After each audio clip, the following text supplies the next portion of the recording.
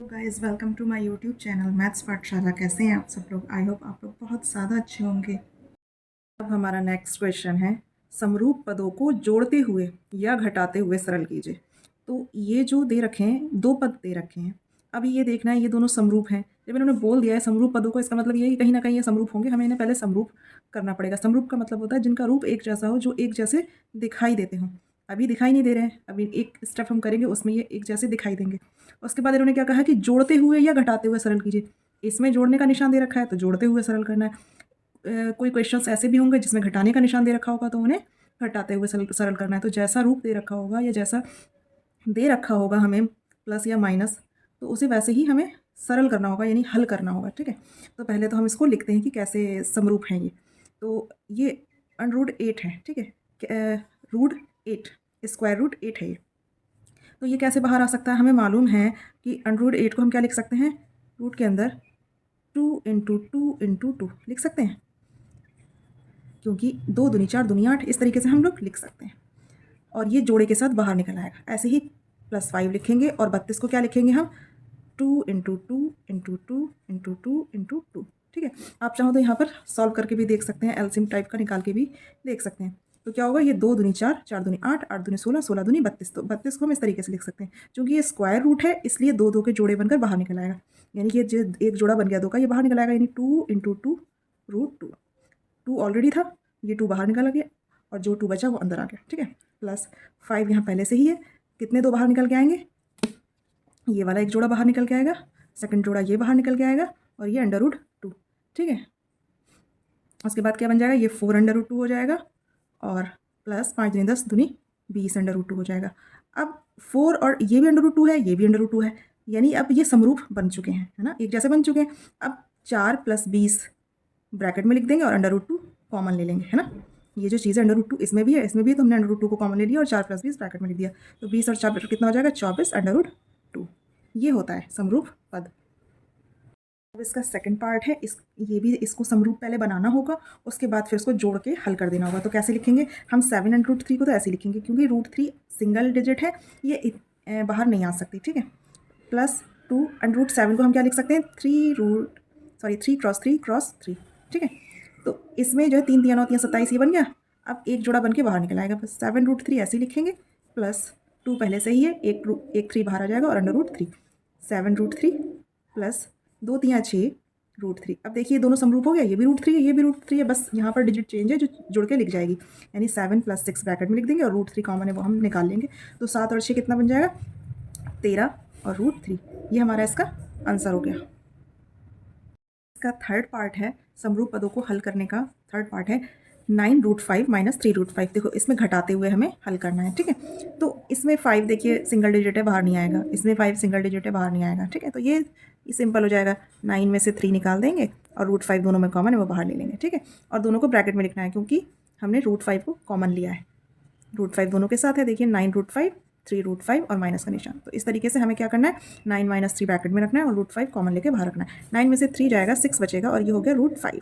तो ये हमारा समरूप पद हल हो चुका है और घटाते हुए हल हुआ है। ठीक है, अब ये जो इसका फोर्थ स्टेप है, इसमें क्या है, देखिए इसमें जोड़ना भी है, घटाना भी है ना, और इन्हें समरूप भी बनाने हैं।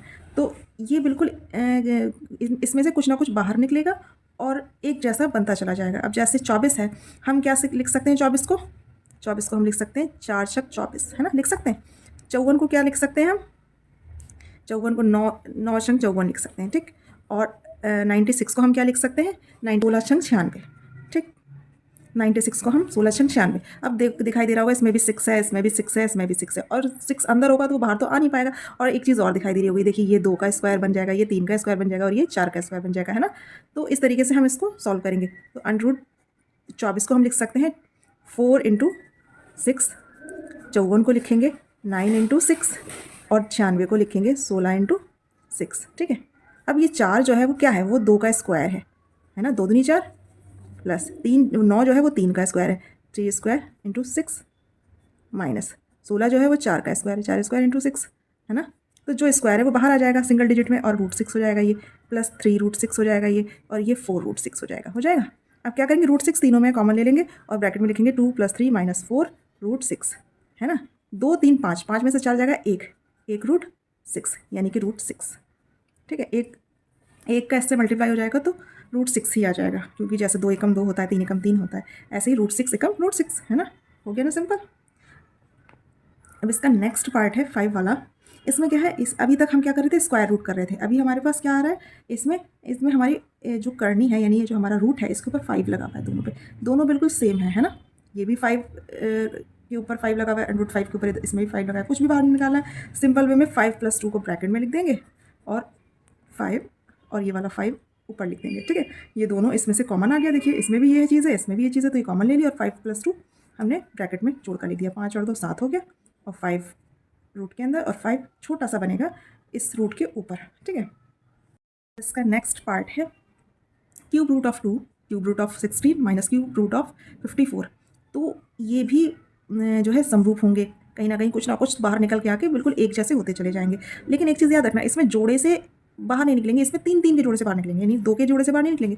जो भी यहाँ पर छोटा सा डिजिट बना होता है, 3 होगा तो 3 के डिजिट से बाहर निकलेंगे, 4 होगा तो 4 के डिजिट से बाहर निकलेंगे, 5 होगा तो 5 के डिजिट से बाहर निकलेंगे। जितने होंगे उसी हिसाब से हम बाहर निकालेंगे, उसी हिसाब से हम जोड़े बनाएंगे, उस हिसाब से बाहर निकालेंगे।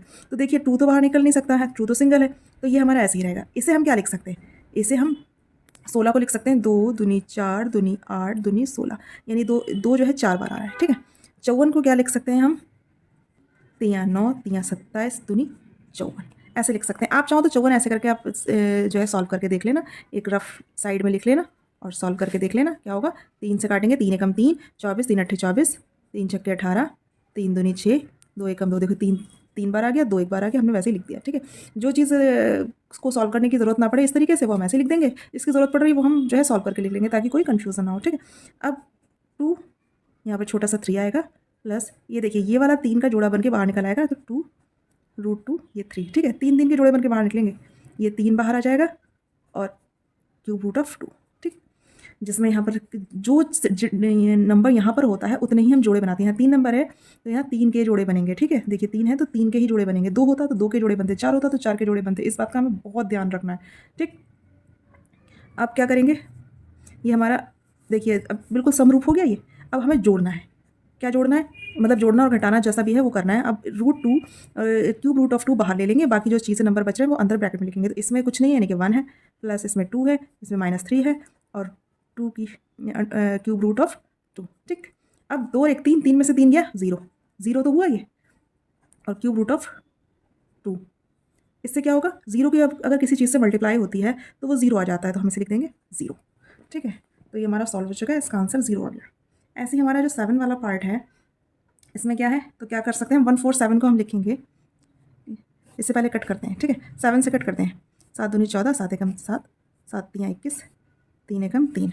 ठीक है, तो 3 तो बाहर है, इसके अंदर है 7 × 60 × 3। ठीक है, -7/3, 1/√3, इसे ऐसे लिख सकते हैं। 1 जब स्क्वायर रूट से बाहर आता है तो 1 ही रहता है। ठीक है, 1 का स्क्वायर भी 1 ही होता है, 1 का क्यूब भी 1 होता है, तो 1 अपने आप में बाहर ऐसे ही आ जाएगा, प्लस 7, ये 1/√3, ये ऐसे लिख देंगे। ठीक, ये हमारा रफ है तो इसे साइड में लिखो। अब क्या करेंगे, हम इसमें से जोड़ा बना के बाहर निकालेंगे, तो ये 7 बाहर आ जाएगा। क्यों जोड़ा बनाएंगे, क्योंकि इसमें कुछ नहीं है, ये स्क्वायर रूट है, तो जब स्क्वायर रूट होता है तो 2 के जोड़े के साथ बाहर आ जाते हैं। तो 3 × 7 √3 माइनस 7 एकम 7 अपॉन 3 √3 प्लस 7/√3।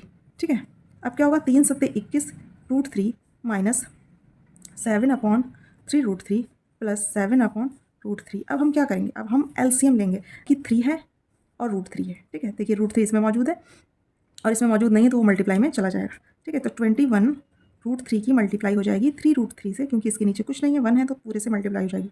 -7 रहेगा, क्योंकि इसके नीचे 3 √3 पूरा का पूरा मौजूद है, प्लस 7, इसके नीचे देखिए √3 है, √3 से कैंसिल हो जाएगा, 3 बचेगा, तो 3 की मल्टीप्लाई यहाँ हो जाएगी। ठीक है, अब इन दोनों का जब मल्टीप्लाई होता है तो क्या होगा, इन दोनों का मल्टीप्लाई होगा तो क्या होगा, देखिए 21 की 3 से मल्टीप्लाई होगी तो 63 आ जाएगा, 3 एकम 3, 3 दूनी 6। ठीक, और क्रॉस √3 3 में बदल जाएगा, -7 प्लस 7 3 21 और नीचे आ जाएगा 3 √3। ठीक है, अब 3 की 63 से मल्टीप्लाई होगी, 3 3 9, 3 छक्के 18, -7 प्लस 21 अपॉन 3 √3।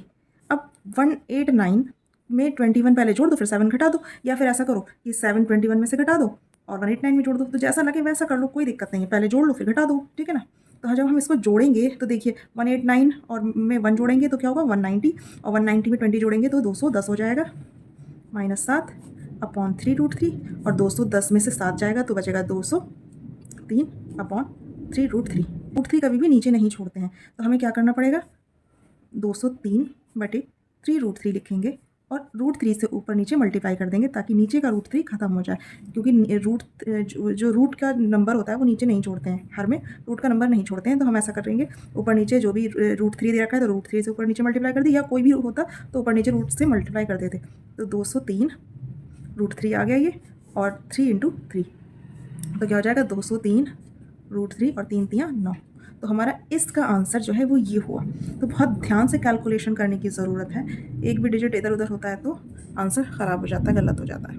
ठीक है, मिलती हूँ मैं आपसे नेक्स्ट वीडियो में, तब तक के लिए keep watching, keep learning and keep smiling. Take care, bye bye.